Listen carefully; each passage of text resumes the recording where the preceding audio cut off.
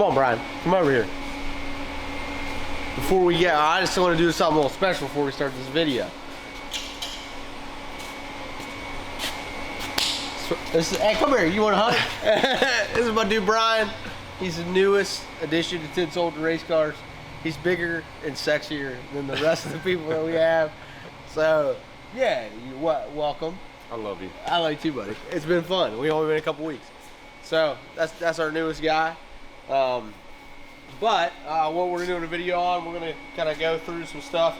Dave Fiscus's brand new Buick is about to go to paint, so I'm kind of gonna go through and show you some details, some cool stuff that's on this car that you know, a lot of people do, but just want to show you some details, man. Just stuff that we think through that I think that make us, you know, really good at what we do. So really the biggest part that's left, obviously the engine and everything's mounted. We're waiting on some materials to build the turbo kit, all that good stuff. So we'll just kind of start here and then we'll work our way back. This is a Maven Performance turbo mount. We pretty much use that on all of our turbo builds. Let me say this, all of our turbo builds are really going to stay within the same turbo, same size turbo, or frame rather. So this car is always going to have a precision on it. I'm honestly not entirely sure what size is going to be on this car. Just depending on how the X275 rules look at the time. We might run it with an 80, it might get an 88. I'm not sure what they're going to do entirely yet. So that mount will work for anything. One of the cool little features of this little front end is actually stepped this tubing down to a smaller size. Jaybird actually made these to make that tubing step down, which is cool. You can see all the fire systems already been plumbed, so that's all of our tubing and stuff that's under here, tabs for that. And then obviously it's got a couple more sprayers there in the firewall. Jay does all that stuff, man. He bends all that, makes it fit amazing. Another cool feature on the front is these are the Burndown tubes. So that's what I call them. They're vent take lines. You can call them a bunch of different stuff. There's a lot of questions when we posted pictures of them. A bunch of people liked how we did it, but one of the biggest questions is what is that for? So you see, if you've ever seen a modern, you know, turbo car, supercharged cars, a bunch of different ones that use it, but they're basically smoking out of the back of the car when they're staging.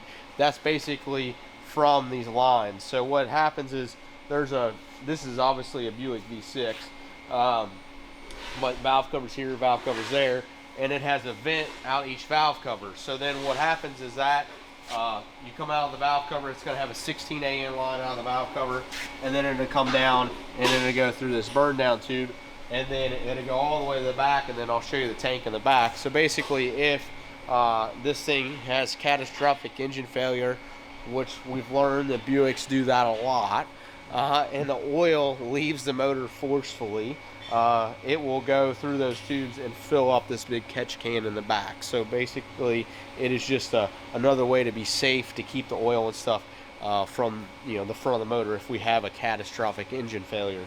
One thing that a lot of people ask was, well, how the heck, if it's got a low spot in it, how do you drain it? You know, things like that. Basically, if something bad did happen in that rocker, there is a tube that goes all the way through the rocker. If it's full of oil, basically you would just take that off. You could jack the back of the car up, or take the one on the rear off and jack it up, and then just let the rocker drain. So not overly complicated there. Come over here to one of the things that Jay's working on right now. He's finalizing all the windows. So Dave is a little bit gangster and he likes his dark tint. I don't like a dark tint, but Dave likes a dark tint, so that's what we're at. These is upper door latch. You see that on a lot of cars. What that is for, so this is to push it open. That's to lock it. There's a little horseshoe on the back side of this, and when you do that, let me roll the car forward a little bit. So this window is obviously really flimsy. We, on our windows, a lot of guys only use 1/8 inch on their side windows and back glass. We actually do a 3/16. It is a little thicker than the 1/8, so we do give up a little bit of weight. But major pet peeve of ours is when a window is wavy, and it's hard to make an 1/8 inch thick window look good. Like, even if you tighten the nuts and everything perfectly, you can still see a little bit of wave in it. So, and you can see down here, Jay's already, these are just his mock-up bolts. They're not all the way countersunk, but all these holes will be countersunk, and then you can, something that we sell on our website that we use in-house is countersunk Allen head aluminum bolts. So just to save weight, we always use the aluminum bolts with aluminum hardware. Hey D, can you grab that phone? And that's something you can buy from us, the aluminum bolt and hardware. This frame is something that we made. If you're not familiar with like real deal race car stuff, this is just a piece of 1/4 inch tubing. We bend that, weld the tabs on, that's what's holding the window on. Now, something that Jay does that's a little different than a lot of guys, Jay actually made these struts. These struts are just help holding the window in place. A lot of guys will just use a piece of tubing, weld it here, and then it has a place where it attaches the door, and that's all welded. One of the disadvantages to that, and it really doesn't matter too much, is that as the car lives, all this stuff, the car shakes, it goes down the racetrack a bunch, it does all that stuff, so things start to move. So what Jay does is makes these out of like a rod that you would use on your wing, so that you can actually put more tension or less tension if you need to over time to make sure that the window fits correctly. Another thing that Jay did, it actually was on the other door, but this has like a lip right here on the back side, you can see where the window attaches to it, and then this lip is on an angle, and that's kind of what dictates the angle that the window's at. Jay did not like the angle that other door was on. There was a little bit different. So what happened is, you can see here, this door, when you shut it, this window is back, and it's not catching air, and then by the time we put the lock on, this window it's not going to blow out. Well, what happened on that other door is that lip was slightly off, so when you bolted the window on, it was just hanging out, let's call it just 1/16, 1/8 of an inch. It was not much, but Jay wasn't having that, so he went and he cut the door. And this door, like I said, he did not do this door, but he cut that other door down through here, got this lip to relax, and then re-fiberglass carboned it all back in so that it is on the correct angle.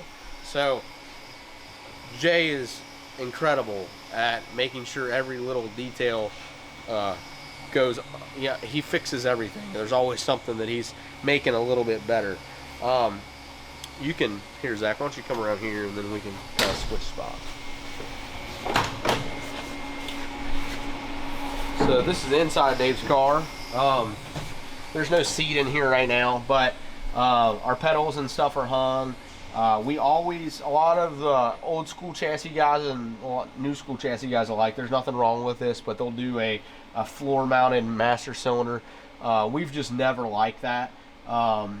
It's just a little bit more of a pain to us. So we always use a Willwood. It will have the master cylinders will be right up here, and then our dash just has 2 Zeus's on each side, and then you can take the dash out, and then the master cylinders will be right here. You can pour your fluid in, all that good stuff. So it's super easy. One thing that we do a lot of too is we like our gas and our brake pedal to match. So this is the Willwood pad. You're able to just buy this from Willwood, and that way the gas and the brake look the same. And then also there's an adjustable positive stop that we've welded here to the column, and then you can adjust that after you get the car built. So that's pretty cool. And then obviously you can see all the lines and stuff for the fire system. The J's all hand built, all that. Just, man, they fit so phenomenally.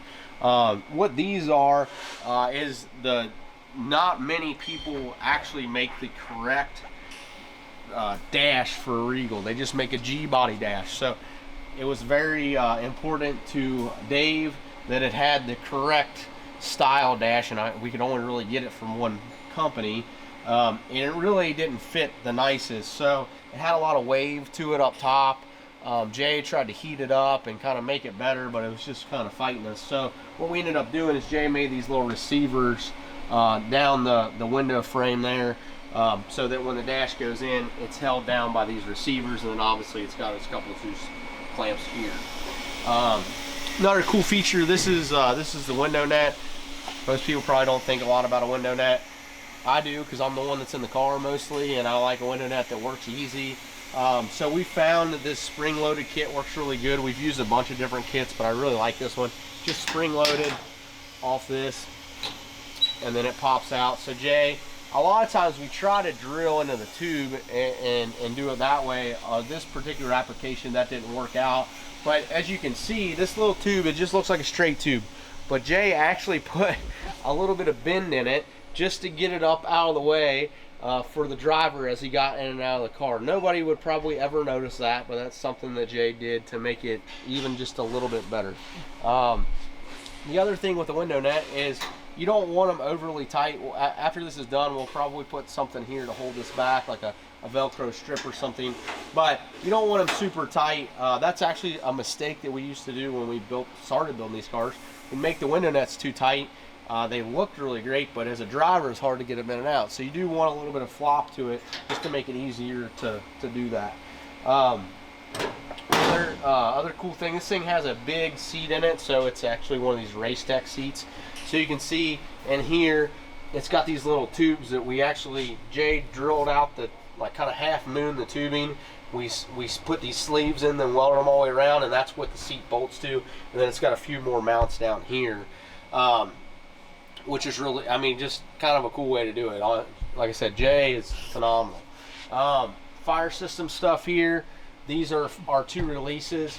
So one release will, if you pull, I forget how Jay has it set up, but I believe the bottom pull is for the engine and the top pull is for the driver. So what that means is if you have an engine fire and there's just a fire in the front of the car, and you're pretty confident it's going to be put out, you can just pull the engine and it's going to go ahead and go, all the sprayers up front will go off, but the sprayers inside the car will not go off. And you ask, like, why is that a big deal? Well, if it's a small fire and you know it, you don't want to be cleaning up the inside of the car if you don't have to. So that's why this car has 2 fire systems. So one is for the driver, one is for the engine. The other cool thing with this fire system is in here, there's one here and then there's another one down here. This one is actually for the engine.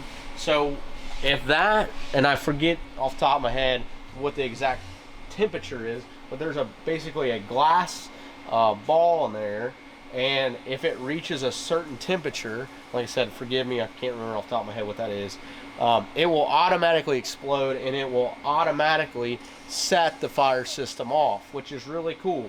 So if you are in a fire and you've been knocked out, the fire system can automatically deploy without you pulling the handles, which is a really awesome feature.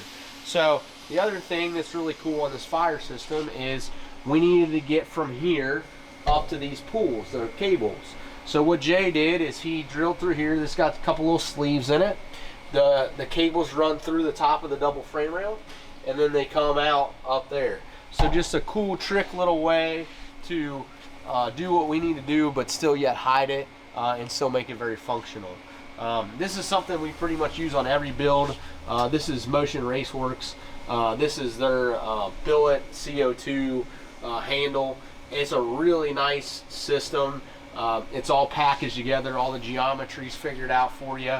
This is for an air launcher. So what an air launcher, you can either make it work off a button or you can still deploy it by hand. If you use the button, then the solenoid will deploy, and that's what makes the chute work. So we can just put a button on Dave's steering wheel and that will do that.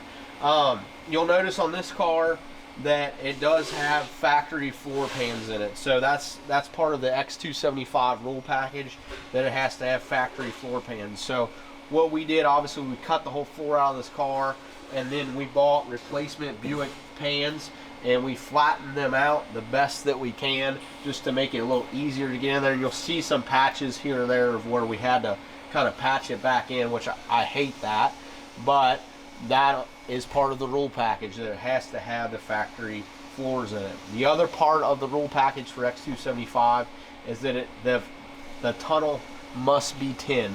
So normally what we do up to where the transmission is, we make all these panels and then we stitch weld them in with silicon bronze, and we like to do all that out of steel. It does not say that it has to be steel, but we do like steel just in case there's a drive shaft failure. It's a little easy to work with, obviously, but if there's a drive shaft failure, that will keep that in a little better than something else. Up front, we did, this is aluminum. So again, X275 rules say that it has to be metal on, you know, on all this stuff. So aluminum's obviously a little lighter than the steel, and then all this will Zeus in and out. So you'll be able to take these panels in and out to be able to service the transmission, work on that. Everything we do, we try to think of serviceability as you're in the race, you know, at the racetrack, trying to fight in between rounds. If something happens, it's super easy to get that out. You would just take the dash out with the 4 Zeuses, and then you can get to all that stuff super easy. Really, that's about it in the driver's compartment area. Now, if you come in the back of the car, this is obviously our 2 fire bottles that we got mounted. This would be the Burndown Tank. We are building a different one for Dave. Got this one. So normally this Burndown Tank will be like this, and then it's going to get this tube. This goes almost to the bottom of that tank. We leave a little gap. So this tube goes down, and we leave about an 1/8 inch, 1/4 inch gap off the bottom of the tank. And what that does is, if this gets filled with oil, it's not going to start spewing out of here. Normally you would see this vent out the top, and that's what would create that little smoke as the car's staging. Dave doesn't want a hole in his deck lid, so what we're doing is we're going to build a tank that's backwards with the hole to the bottom, with this tube going almost all the way to the top of this, so that it could still get filled with oil, but oil wouldn't come out, and make it vent out the bottom, just because Dave doesn't want to see it out the deck lid. So that's his other one. These are our fire bottle CO2 mounts. You can buy these right on the website. They're just a universal mount. Jay obviously just has some hose clamps in here for mock-up, but these get welded right to a tube, and they'll hold either a fire bottle, CO2 bottle, anything like that that you want to mount. The other thing that really took a lot of time on the back of this car, as you'll see, this is what's left of the factory deck lid. What we do is we cut the factory deck lid here, and then we have a carbon deck lid that goes up here. Now, the reason that we do that is when this car's done, Jay still has to build the wing. The wing will be attached to this deck lid, but if this was all still one piece and a factory deck lid, to get this deck lid and the wing off, you would have to take the whole deck lid, wing, the whole assembly off. It's a pain in the butt. We don't want to do that. So we split this here so that the wing mounts to this. The rest of the deck lid is Zeused here, so you can take the deck lid on and off without having to mess with the wing. Now that we've done that on a lot of cars. This car, if you can see on the inside here, all this, we made this panel, all this is all stitch welded in. We got some tubing under here just to make this all super sturdy. So this looks like something that is very simple, but there's a lot of time and energy to make that fit really, really well and work really, really nice. This car actually is getting all drop-in windows, so it's still going to have all the factory, factory trim, all that good stuff. So we don't have to flush mount them, anything like that, which takes a ton more time. So right now we got the wing left. Jay's finalized. He'll probably be done with the windows tomorrow. He'll start on the wing. Then after the wing's done, then Brad will take over and get all the turbo system built, mount the fuel cell, any of the other stuff that's up front that we need to do. But all the composite parts have been fitted on this car, everything. So yeah, probably a couple weeks. It's going to go to Jim Boitnott. They're going to paint it, and then we will put it all the way back together. So just wanted to show you this cool thing, man. We're really proud of it. It'll be awesome when it's done. So this is actually Dave's wing in the shop because the Mustang's here right now and Brad's working on it. And this is Dave Fiscus alley down through here. But yeah, thanks for watching. What am I supposed to say? Like, subscribe, and something else? I don't really know.